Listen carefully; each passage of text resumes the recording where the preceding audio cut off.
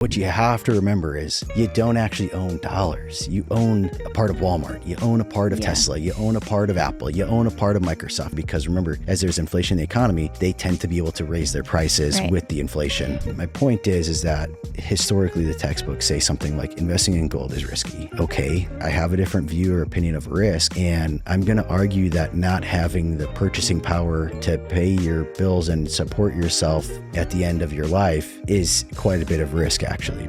Information presented on this program is believed to be factual and up to date, but we do not guarantee its accuracy, and it should not be regarded as complete analysis of the subjects discussed. Discussions and answers to questions do not involve the rendering of personalized investment advice, but are limited to the dissemination of general information. A professional advisor should be consulted before implementing any of the options presented. Encompass More Asset Management LLC is a registered investment advisor with the U.S. Securities and Exchange Commission and only transacts business in states where it is properly registered or is excluded or exempted from registration requirements. Hey everyone, welcome back to another episode of the Tall Oaks podcast. Today we are going to break down what could be one of the most important things that you need to understand as an investor, as a saver, as somebody trying to plan for your retirement, plan for your future. And that is what I believe to be the secular environment that we're in this cycle, this post-COVID world we live in. And you hear a lot of terms thrown around. We're going to talk about some of them today. Try to make them simple for you to understand. I'm going to talk about the 5 investment ideas that people should be considering and looking at as they seek to kind of make it through this cycle and come out ahead on the other side. So I'm joined today by Carissa, and this is largely the thesis that drives a lot of what we do as we build portfolios and the way that we look at things. Mm-hmm. So if starting off, Carissa, if I started right now and went to most people on Main Street and said, inflation really sucks, right? Yeah. The general consensus is I'm going to get, yeah, it does. It's ridiculous. Life's so expensive. Yeah. If I go to somebody on Main Street and I say debasement sucks, unless they're like a Bitcoiner, they usually don't know. Yeah. Wait, what? They don't. That's a term. So, but largely they kind of mean the same thing, right? Mm-hmm. They're very similar. Well, essentially inflation is what causes your debasement, right? Yeah. So the debasement is simply the inflation of currency eroding your purchasing power, right? Is kind of the currency being debased. And so there's this idea that, and you hear, I think people are generally aware of this concept because I will hear people say things like, oh, the dollar is going to crash. Yeah.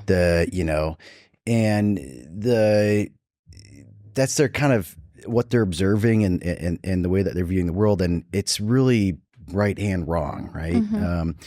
You have to look at this whole thing through a macro lens of what is currency and money. And so anyone that didn't listen, when I brought Aaron Olson on and we talked about Bitcoin, we covered a lot of that in that episode. But at the end of the day, when we say something like the dollar's going to crash, you have to remember that the dollar is just it's a unit of measurement, but you can't. The unique thing about currencies, the only thing you can really do is measure it in other currencies, right? Mm-hmm. So, I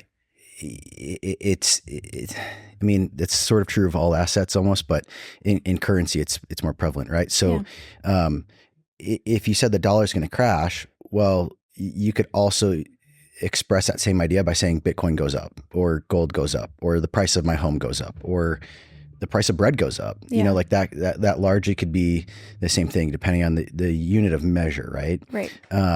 So one of the things that you have to look at in currencies and in this deep era of debasement is when you think, well, the dollar's going to crash. Well, what's the alternative, mm-hmm. right? Does that mean like the euro is going to take over? Or does that mean like the euro is the currency you want to own? And the truth of it is there's a lot of opportunity in the world, but my belief is that the U.S. dollar is sort of the cleanest shirt in the dirty laundry approach here. The U.S. dollar is the backbone of the global financial system. I think dollar dominance has a place, but at the same time, just because I don't think the Mexican peso or the Swiss franc is going to overtake the US dollar as the reserve currency of the world, that doesn't mean that the value of the dollar and its purchasing power isn't getting eroded or, air quotes here, crashing like some people think or feel. And so largely when people say that, I think what they're expressing is they're already their intuitive awareness of inflation is making my life harder. Things are becoming more expensive. My dollars are becoming worth less. And so they express that as the dollar is crashing. Yeah. And I think it's important for us to kind of clarify and give a definition to what debasement is. I think you kind of did that, but it's been happening for forever, basically. Like if you go back in history and look at like the Roman Empire, right? Yeah. Like Emperor Nero was doing that by taking less silver and putting that into the coins and the currency then. So it's not a new concept. It's not a new thing that's been happening. Yeah. Like in America, we've been diluting the coins, like putting less silver or putting copper in or, different things like that. And when I think of debasement, one of the easiest ways for me to think of that is like if you have a soup and you water down the soup, you have more liquid, but you have less substance. And that's really kind of like what's happening with debasement, right? Yeah. And it's not, it's not really a secret. No. The Federal Reserve largely controls the money supply in the United States. And they say we expect a 2% inflation target. It's a Keynesian economic theory that by having some inflation in the system, it causes people to have to spend and invest their money. And thus it keeps money flowing through the economy, and sort of the term they often use is like grease the wheels of the economy. Yeah. It's kind of a way for them to spend more money without increasing taxes, right? Yeah, but it's a fine print in the rules of the game now that says if you just want to live a quiet life and just save your money and just be a prudent saver, you'll lose by default. Yeah. Right? It's what forces everyone to have to play the game. The interesting thing, though, in the past, so when people say, well, like all currencies have fallen, all throughout history. Well, yes, but it's because as the world developed, there was new currencies available that made more sense and kind of could take over as empires rose and fell throughout history. I think we're not in that scenario quite yet. Yeah. I think that's a little bit more doomsday than what my belief of the current situation is. But what I do think is that inflation has this target of 2%, and I think COVID fundamentally shifted and changed. That was a fundamental shift and change in the economy. And we are in a new economy. Things are not going back to the way that they were before COVID until something drastic happens again and again shifts the economy. And maybe at that point, maybe it looks more similar to the pre-COVID economy or not. I don't know what the outcome of that shift might be. But I do think part of the playbook, that is developing in this new economy is that inflation isn't truly going to go back to 2%. And I think that is evident by a number of forces, but particularly like when you have the situation that we're facing with debt to GDP in the country, and no appetite politically to raise taxes, right? Yeah. Raise the revenue to pay that debt back off. There's no appetite to cut the spending. Sort of the way that you have to get out of it is to inflate the money away. You kind of inflate the problems away. Well, the reason the incentive is there for governments to do that with their currency is because they have an obligation to pay you in dollars, right? Like they don't have an obligation largely. There's some nuances, but they don't have an obligation in a normal government treasury to pay you with an amount of purchasing power, right? Right. You don't get bonds issued and like they have to give you ounces of gold in the future, right? They give you dollars. And so if they put more dollars in supply, they're giving you back essentially inflated dollars. They're giving you back less purchasing power than you had anticipated. It's that watering down of that currency value. Yeah. So through that lens, I think that there's 5 major categories and areas that people need to look at and consider as they weather the storm, because the old playbook from yesteryear's economy here, right? And market in particular is not going to work, is my belief. Yeah. So it used to be that you could buy a good stock portfolio. And, if you pick good companies, make prudent decisions, the cash flows of the business would produce a nice equity return for you. Yeah. And then you had a portion of your portfolio in something that was bonds or debt instruments. And they typically provided your portfolio some return, some ballast. And when stocks were getting a little dicey, usually the bonds would appreciate, go up in price. So you have this diversification effect. Mm-hmm. And I think we saw the real shift in that evident by 2022 when both stocks and bonds went down significantly together, and bonds haven't really recovered. Right. It kind of showed us that there's not necessarily that diversification, like they're more correlated than we previously thought. Yeah. Well, and so what you used to be able to do is take your IRA, take your 401k, and build a nice little portfolio, or have someone down at one of the big box shops build a little portfolio, or put you in their standardized model, and it says you're close to retirement. Here's your 60-40 portfolio, 60% stocks, 40% bonds. Here's some good actively managed mutual funds or whatever, and boom, here you go. And it was relatively efficient. It was a relatively smooth ride. Mm-hmm. And it was able to kind of provide, right? It had great diversification effects of and whatnot, and there wasn't a lot of planning maybe needed to really live that, because it was just really easy to implement. Right. I remember learning, like in school, it was like you're 100 minus your age. That's how much you should have in like bonds versus equities, right?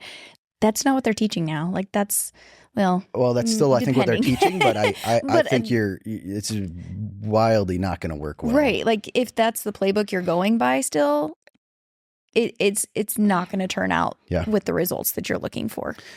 Well, and what's a little bit tricky now is, and as we get into these 5 asset classes, people should be looking at and considering, the problem is they still carry quite a bit of, they can carry volatility and risk. Mm-hmm. And so, although they sort of all, I think, end up at the right place at the end of the cycle, the path that they might take to get there over the cycle, right, on a year-to-year basis or quarter-to-quarter basis might be a little bit bumpy, which is why you still want maybe 5 different ideas in your asset allocation, so that way you're taking advantage of the benefits of diversification still, right? And not saying this one thing will get me to the end destination. I'll lean entirely on that.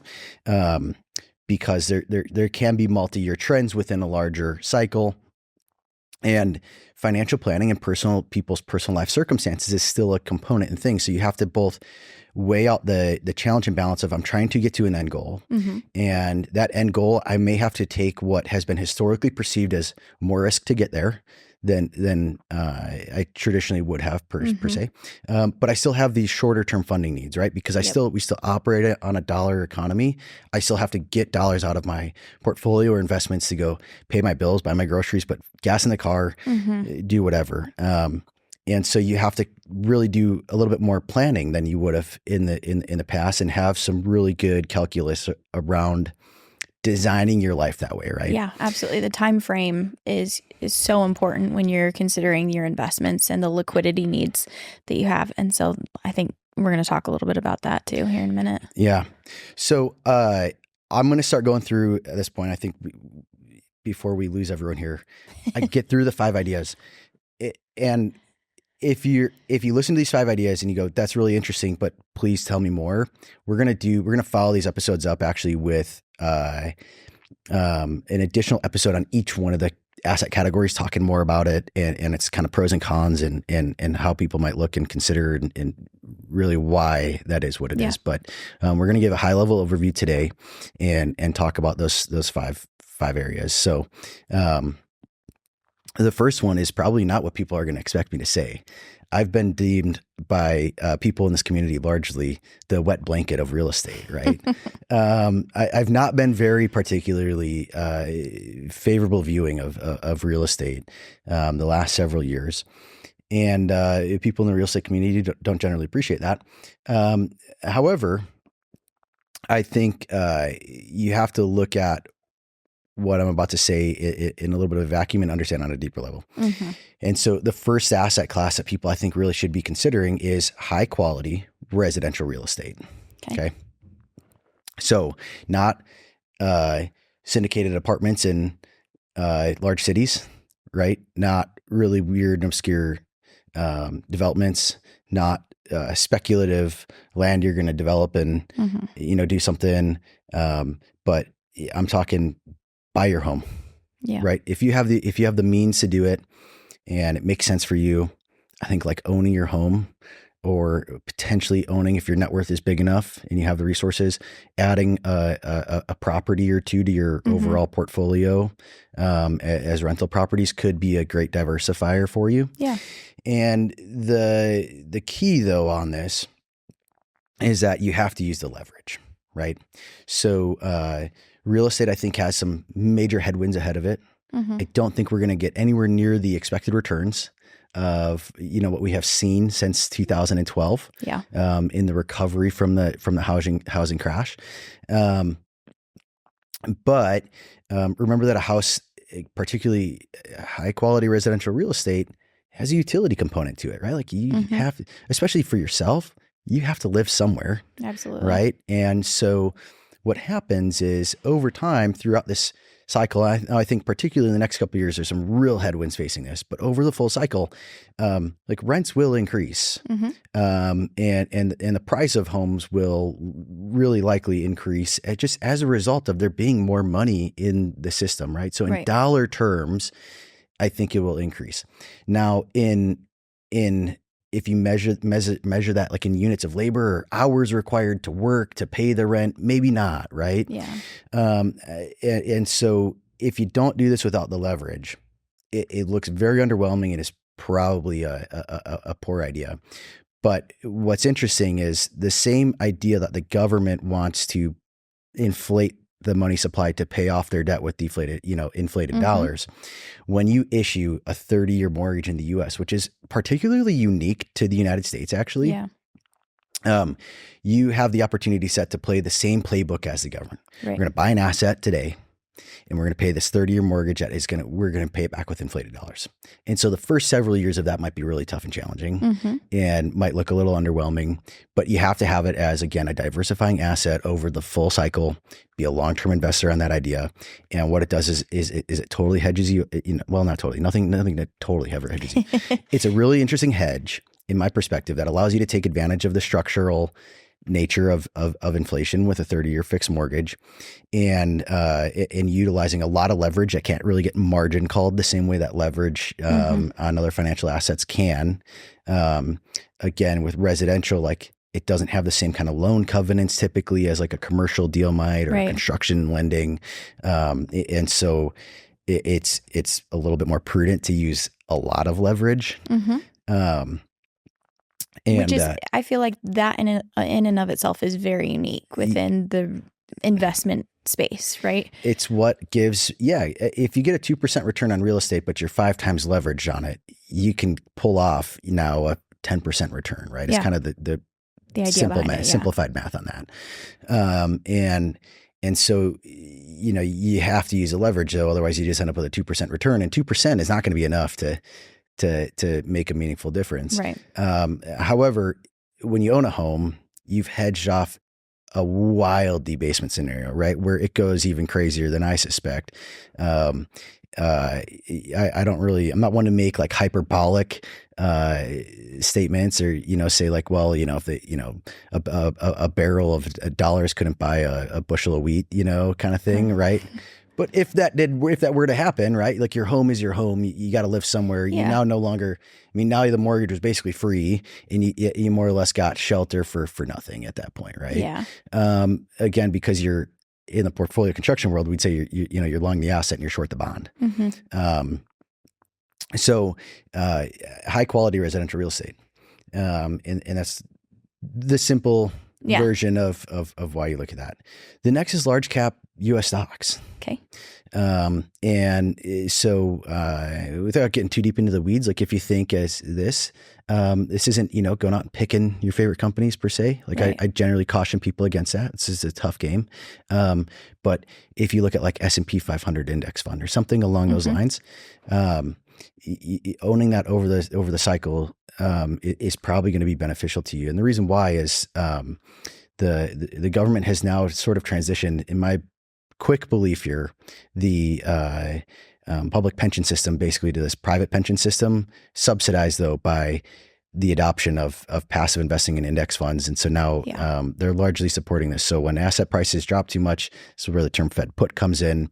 Man, we can't let all these people, not have their retirement funds and retirement accounts. We'll stimulate everything up and print more money, which further exacerbates the problem of debasement.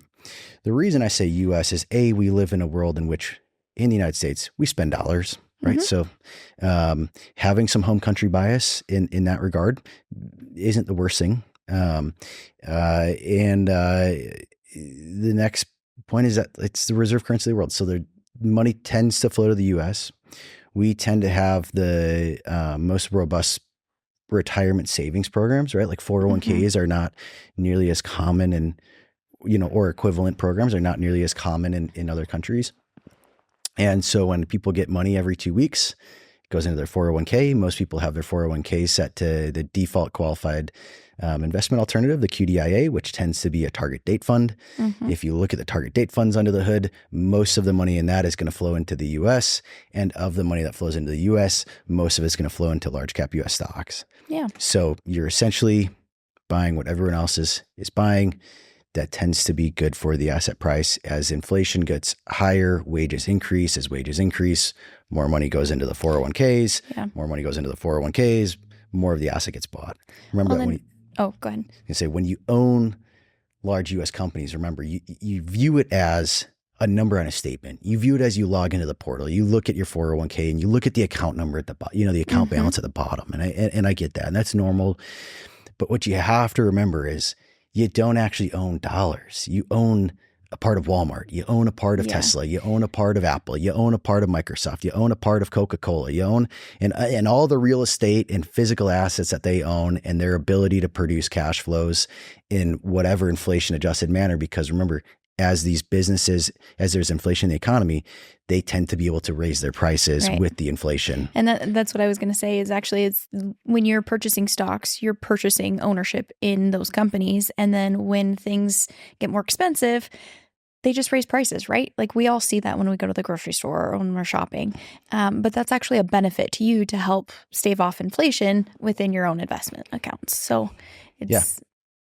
Over time. Yes. I will say though, over time, right? When inflation spikes, that tends to not be super favorable for stocks, right? We saw that in 2022. They ran up in 21 as inflation was getting hot, but as the Fed had to respond, and there's this shock in the interest rate environment, that can be a negative impulse towards right. I think stocks, right? But probably when we go into our deeper conversation on this topic in one of the next episodes is we're going to talk about the volatility, right? Yeah. Because it's going to be that short-term volatility that is probably one of the biggest, like, I don't want to say cons to this, but like one of the things that you have to be aware of when it starts to cause the need for planning. Yeah.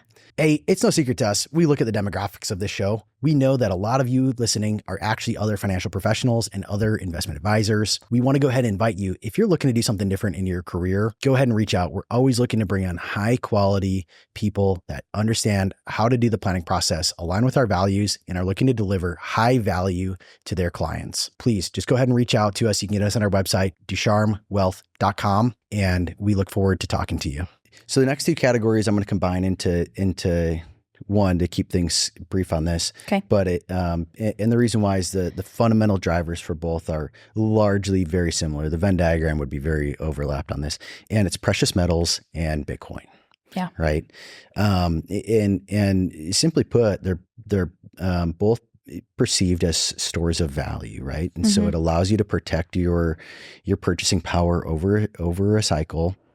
And their value comes from like a scarcity, right?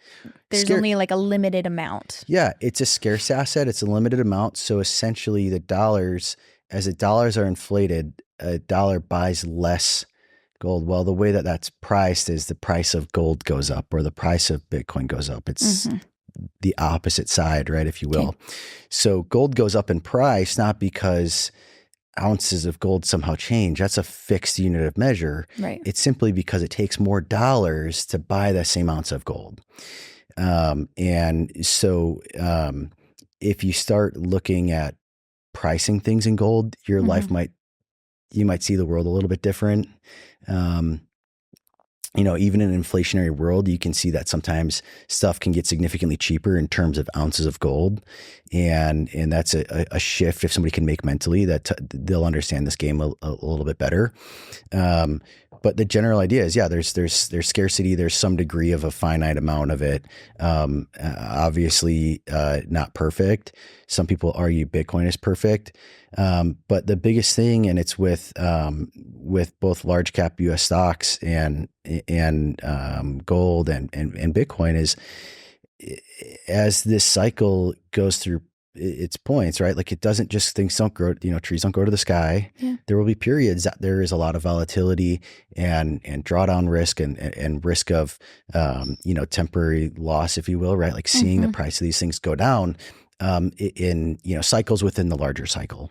Right. And so what you have to remember is, taking this all the way back to your financial planning life, if you have something that's potentially a little bit shorter of a time horizon, which I tend to think most people actually have a shorter time horizon than they think, because you start off, and this is a whole nother episode, but you start off behaviorally in the right mindset, right? I'm 31 years old. So I come to the table and say, hey, my time horizon till retirement is another 36 years. I'll be 67. So I have 36 years to go before I potentially need these funds, right?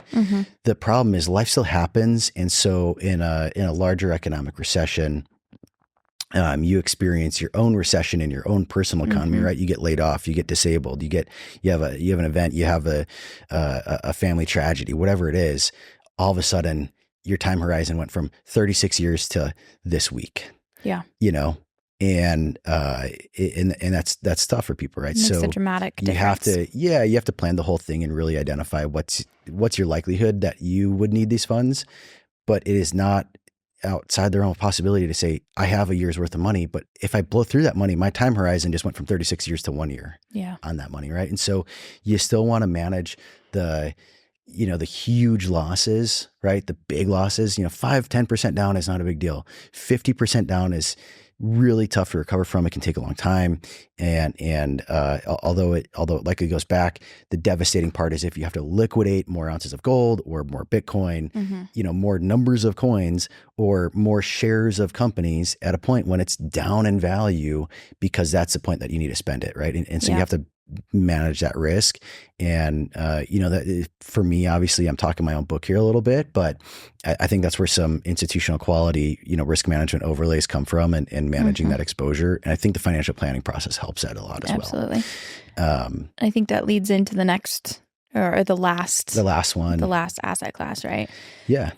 So that one's liquid alternatives. Yeah. Liquid alternatives.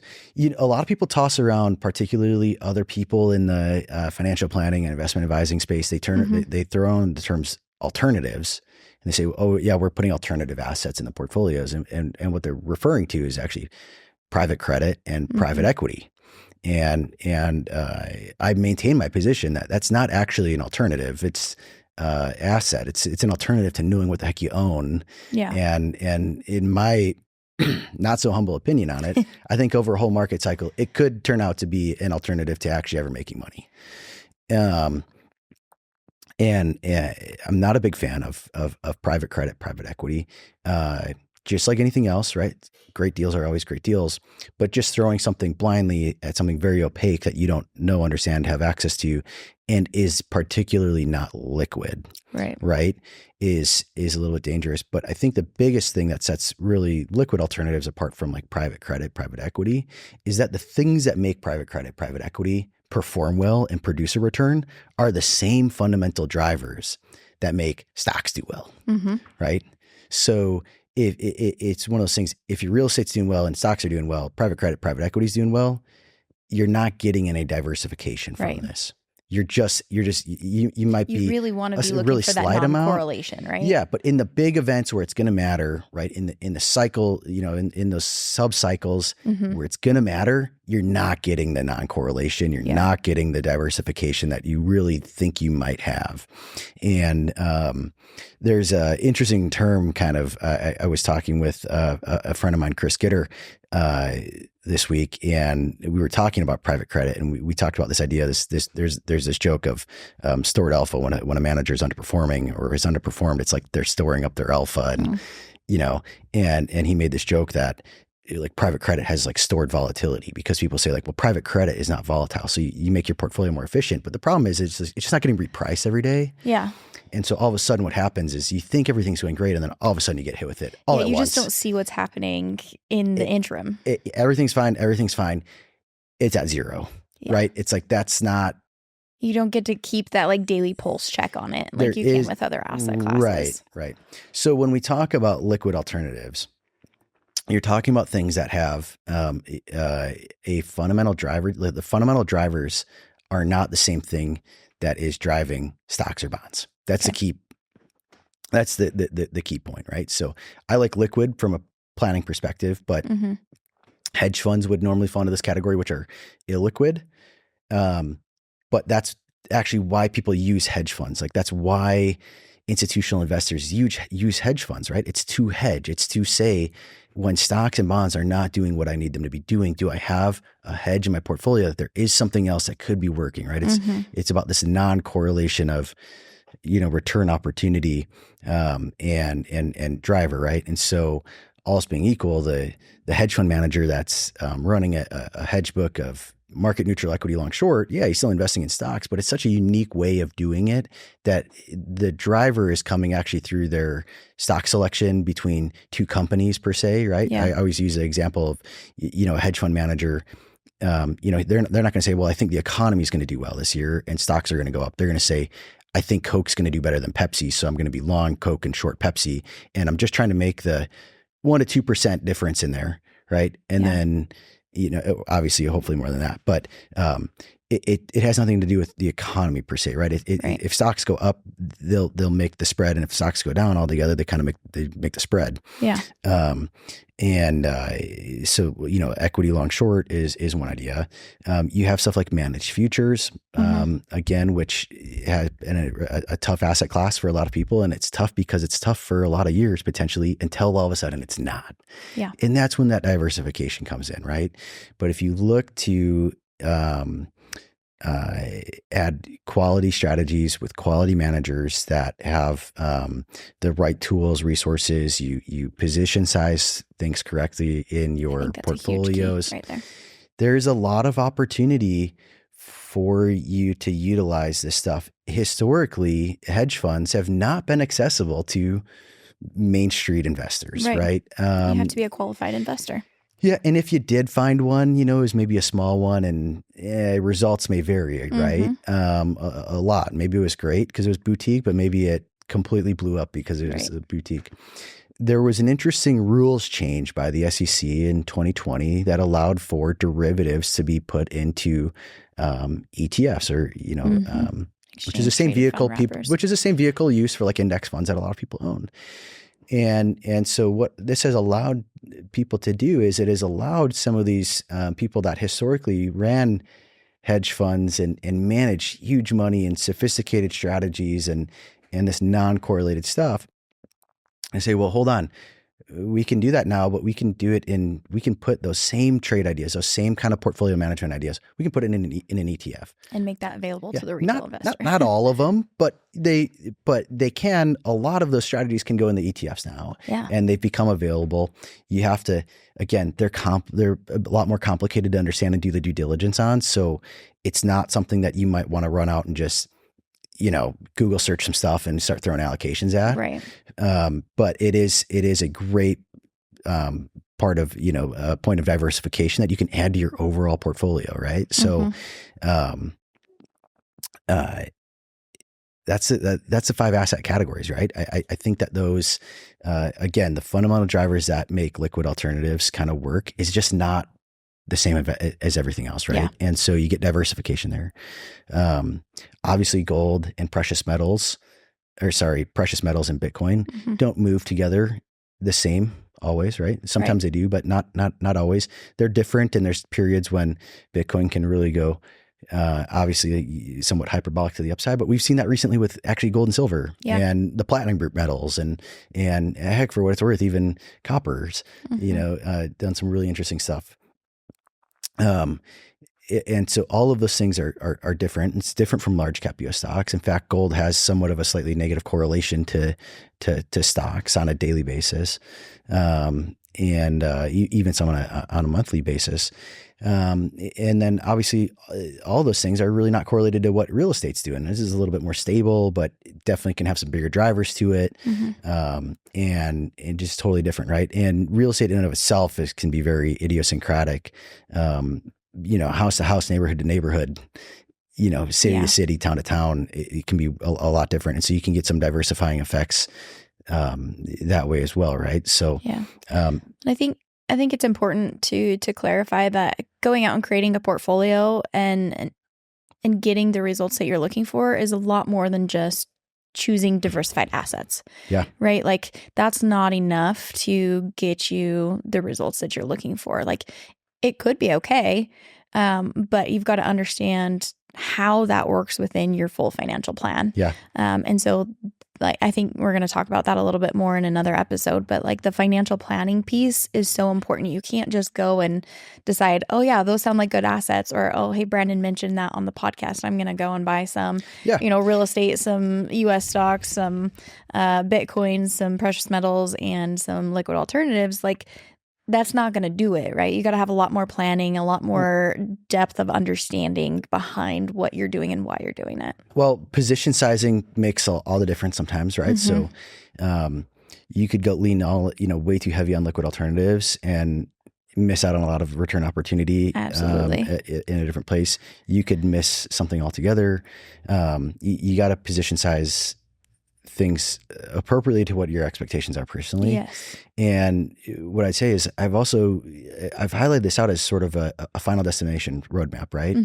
But it's kind of like saying like, hey, a great way to be wealthy is be an attorney for a whole career, right? It's like, well, there's a lot of steps along the way, and there's a lot of nuances. What, it's like, what kind of law, where do you live? You work at a big firm or a little firm? Yeah. And you make that decision not always based on the income, but on what's your family dynamic like, and how involved do you want to be in your family, and what kind of hours do you want to work, and what law school do you want to go to, and what's your budget to pay for that law school, and what's your aptitude to do that, and what's your interest to follow law, because being an attorney can really suck, and it can be the most fun thing you ever do, and it just depends on what area of law you focus on, maybe, right? Like, because different things make different people tick, right? So like, it's easy to say, attorneys make a lot of really great money, and so if you're an attorney for a whole career, you turn out wealthy. It's like, it's an end destination. The path to get there is wildly different for everyone, right? And you have to be able to move and adapt and be honest with yourself and your own personal situation. And that's what the financial planning process does for people. That's why you seek a financial advisor. That's why you participate in wealth management conversations and make sure the whole thing is put together and buttoned up. Because again, there's nothing out there. You can't go out and sign up for, you can't just sign up and buy a mutual fund of, Brandon's debasement trade, like it just doesn't, it's because it's going to look a little bit different for everyone. Right. Yeah. But I think those are the 5 categories that people really got to be considering. I think if you're discounting or not including yourself in one of those or most of those, you're probably doing yourself a really big disservice.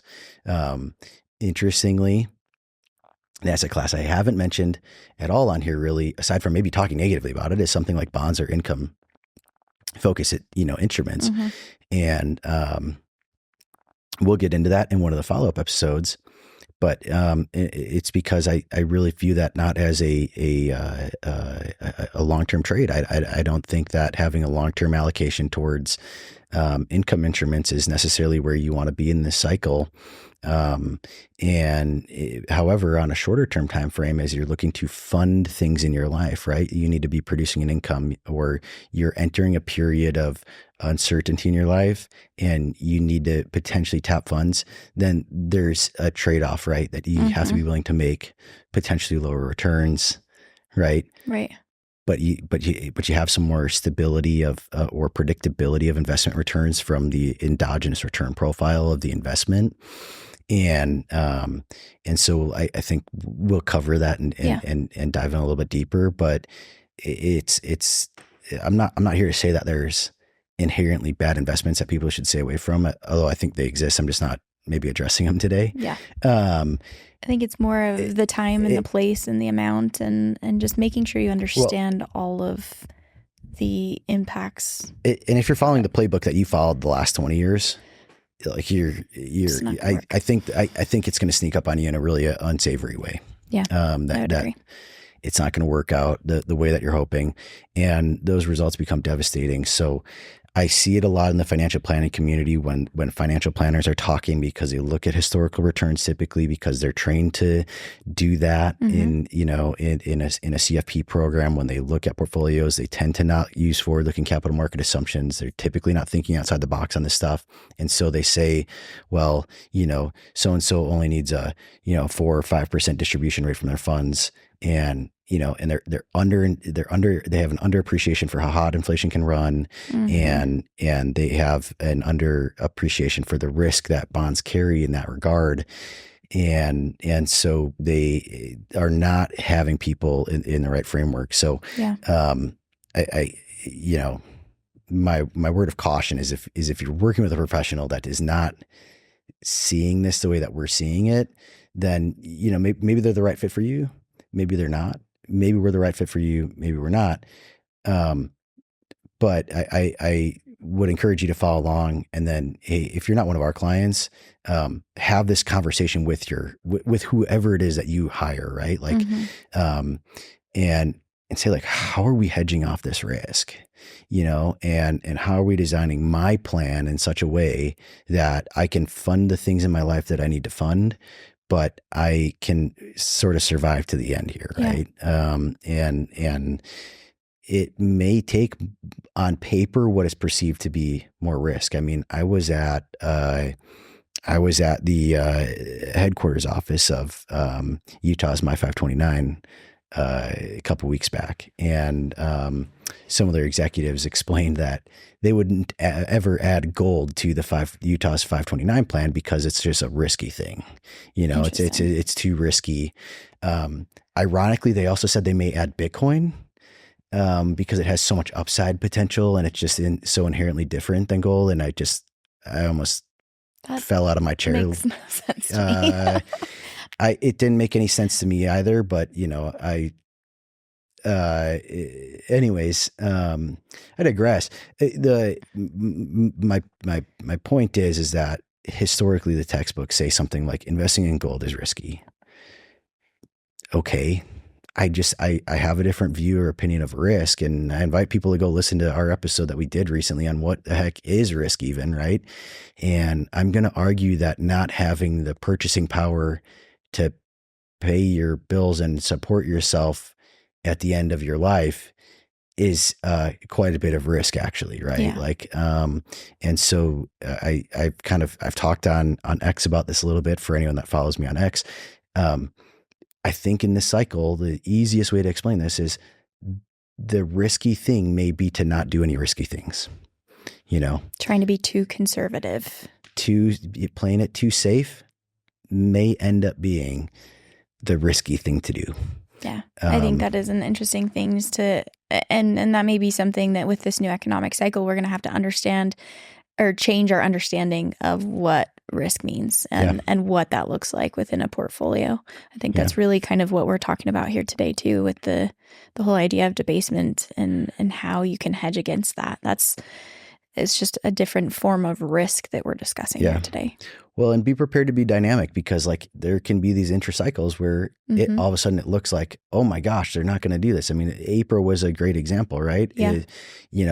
Scott Bessent says it's Main Street's turn, and we're going to do austerity, and we're going to shrink the government, and we're not going to spend. And by the way, sort of what the in between the lines of that says is we're going to let the stock market fall in order to force people to have to buy the 10-year treasury to get rates down, which will bring down mortgages. And what happened is they did it for like 11 days, That's like how long they could make it before they went like, actually, just kidding. Never mind. And so, that's like, it's just a really fresh example for people that might resonate, but there's a period in there that it seems like everything's, could be ending. And the challenge of this whole thing throughout the cycle is at some point there is an end to the cycle. And at some point that thing is going to be the end of this situation. And, at some point the problem does, get fixed as we transition into a new cycle. Right. And the solution on that is probably looking a lot different than what people might envision it today. I don't have an answer for it, and I don't know when it's going to happen. Right. But these fundamental shifts do happen in the economy, and they tend to be, for sure, multi-year, but typically multi-decade things. So, I think be a long-term investor, be honest with yourself, be open to new ideas. And if you hire a professional, be communicative with them. Yeah. Make sure you have the right expectations and that they have the right expectations. Yeah. But I will end it I'm still really bullish on America. I still think we live in the greatest country on earth. We're for all the listeners that are in the U.S., I think we're all very blessed and to have the opportunity to live in the United States. We still have, by comparison, a lot of economic freedom. We have the entrepreneurial spirit in America still. We have the privilege of living our life utilizing the reserve currency of the world, which is a great benefit. We have religious freedoms, and that's, I think, just a huge blessing, regardless of what somebody's beliefs are. And so I still think America ends up being, a great economic superpower of the world. And I don't want people to think I'm betting against that in any way, shape, or form. Yeah. I do have a job, though, and a duty to my clients to help them obtain and maintain and obtain as much wealth as possible along the way. That's what we do. Yeah. And so I'm highlighting I think an opportunity set to grow and preserve wealth in that cycle where it's going to be looking different than I think it just has historically. So you have to be ready to make that pivot and change. But that's the thing about America is there's always a pivot and a change sort of to happen. So I think that's what makes us strong as a country and strong as an economy. And for those reasons, I still, view America very favorably as a place to invest money. Awesome. Okay. Well, thank you all for joining us today to learn a little bit about debasement and inflation and purchasing power and Brandon's the 5 different asset classes that we talked about today. Like you mentioned before, we are going to be doing some additional episodes that are going to go in more depth on each of these 5, so you can learn a little bit more about the benefits and maybe some of the considerations, things to understand about that. So. If you ever need us, reach out. You know where to find us.